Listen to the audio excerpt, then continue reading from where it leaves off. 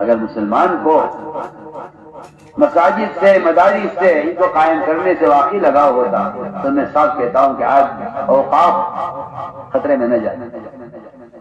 وہ تو صاف صاف بات ہے کہ جس گھر کو اس کا گھر والا خالی چھوڑ دے گا اس گھر میں کوئی نہ کوئی قبضہ ضرور کرے گا. سیدھی بات ہے. میں آپ سے یہ تو کوئی کہنے میں کوئی حجاب نہیں ہوتا. اوقاف کا خطرے میں آنا اس بات کی اللہ کی قسم علامت ہے کہ مسلمان کو مدارس سے اور مساجد سے وہ لگاؤ نہیں ہے. اگر آپ کی دکان پہ کوئی دعویٰ بول دے, حکومت ہو یا عوام جھوٹا دعویٰ کر دے دکان پر آپ کی, آپ سیدھے پہنچیں گے عدالت میں. آپ سیدھے جائیں گے عدالت میں. میری دکان ₹1,00,000 کی دکان ہے, اس کے لیے ₹5,00,000 خرچ کر دے کہ نہیں میں اپنی دکان چھڑواؤں گا. اگر مسلمان کو محبت ہوتی مساجد سے, مکاتب سے اور ان سے متعلق اوقاف سے, کیا مجالی کسی. وہ تو مسلمان نے پہلے مسجد کو چھوڑا ہے. میں تو صاف سے بات کرتا ہوں کھل کر آپ سے. بادشاہوں نے مسجدیں بنائی شان و شوکت کے لیے. آج دیکھ لیجیے آثار قدیمہ کی مسجدیں سب بند پڑ گئی. دنیا میں آپ دیکھیے اکا دکا شاید کوئی مسجد آپ کو کھلی مل جائے.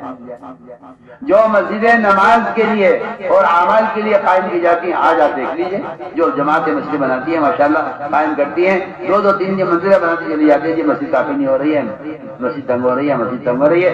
4-4-6 جگہ جمعہ ہو رہا ہے ایک علاقے میں کہ جی مسجدیں تنگ ہو رہی ہیں, کیا کریں. ماشاءاللہ نمازی بہت آتی ہے, دیکھ لیجیے. تو آپ سے کھل کر کہتا ہوں, آج بھی ابھی آپ نے حدیث سنی ہوگی کہ اگر کوئی شخص مسجد بناتا ہے تو قیامت کا قرب ہوگا کہ مسجدیں بنائی جائیں گی صرف سیاحت کے لیے, اور مسجد بنائی جائیں گی تفاخر کے لیے, عبادت کے لیے بنائی جائیں گی. حدیث موجود ہے اور دیکھ لیجیے آپ کیا کرتے ہیں. آپ کو ممالک میں ایسی مسجدیں ملیں گی جنہیں بہت پیسہ لگا کر بنایا گیا ہے, وہاں نماز آپ نہیں پڑھ سکتے, وہ گھومنے پھرنے دیکھنے کے لیے بنی ہے. یہ بات نے کیا نہ نماز خود پڑھتے تھے نہ ان کی رعایا پڑھتی تھی, وہ اسلام کی شان و شوکت کے لیے مسجدیں بنا دیتے.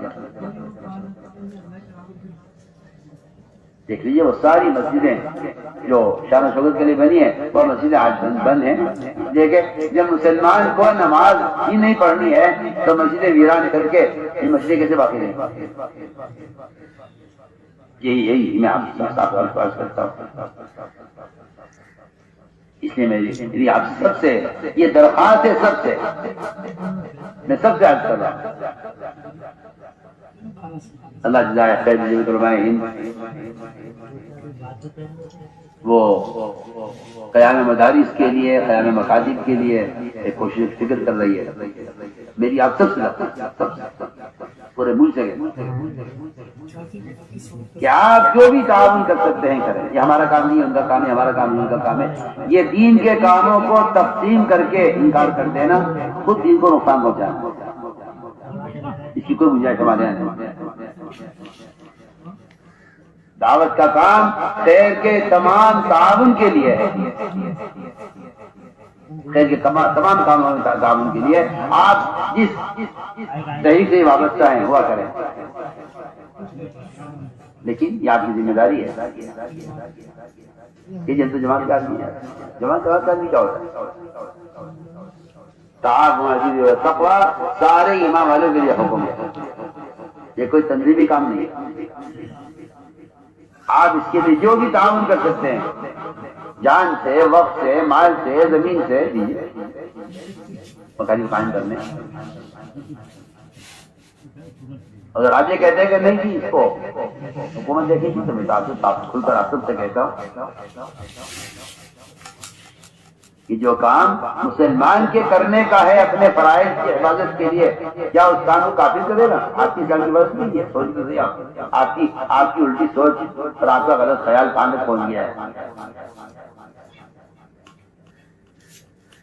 آپ کا کوئی تقاضا اپنا آ جائے شادی کا, مکان کا, کسی ضرورت کا, تو آپ اس کے لیے ساری کوششیں کر ڈالتے ہیں, اپنی ساری صلاحیت لگا دیتے ہیں, اس کے لیے آپ کمانے کی کوشش کرتے ہیں. وہ جب مسئلہ آتا ہے تعلیم کا تو آپ کہتے ہیں کہ اسے کوئی اور کر لے. نہیں میرے دوستوں، میری آپ پورا مجمع اس کا عزم کرے کہ انشاءاللہ ہم سے جو ہو سکے گا اپنی جان سے، مال سے، وقت سے، زمین سے، جائیداد سے، جو کچھ ہمارے پاس